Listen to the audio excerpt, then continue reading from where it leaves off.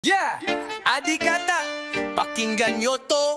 Rekonsilasyon o budol part 2. Di kami uto-uto, tol.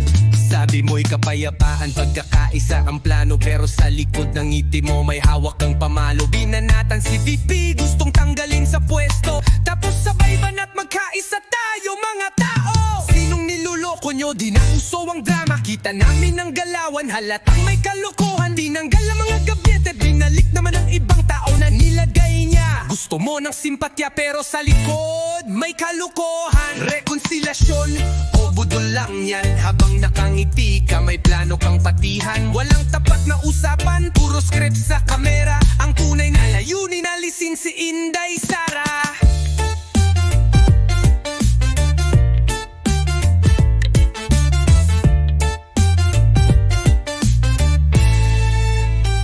May mga congressman, may senador na dati ay kaalyado, ngayon parang wala na yung amor. Pinagtutulungan ang anak ni Digong kasi takot kayo sa Gweking by Tiye, baka kayo ang lamon. Senado at Kongreso sinusukat ang bilang, pero ang masagising na di basta-bastang papayag. Pagsasanib ng dilaw at pula sa ilalim ng bituin. Pag nagkamali kayo, lagot kayo sa mga Duterte. Hindi ito laban ng isang pamilya, sa mga may lihim na plano.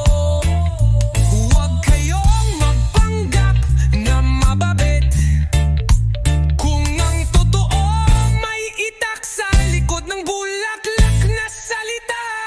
Rekonsilasyon o budol lang yan, kasi pag tunay yan walang planong siraan. Si Tatay Digong binastos ni Auntie Claire, tapos ngayon friends na raw, hindi kami tanga.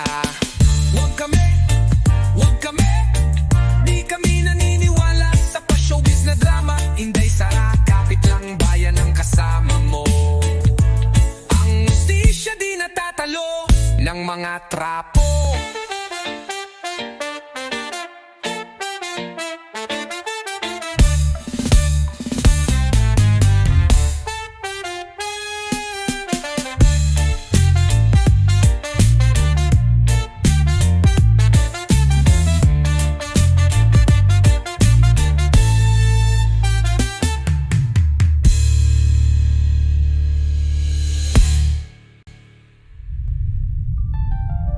May mga congressman, may senador na dati ay kaalyado, ngayon parang wala na yung amor. Pinagtutulungan ng anak ni Digong kasi takot kayo sa Gweti ay baka kayo ang lamon. Senado, Kongreso sinusukat ang bilang, pero ang masagising na di basta-bastang papayag. Pagsasanib ng dilaw at pula sa ilalim ng bituin. Pag nagkamali kayo, lagot kayo sa mga Duterte.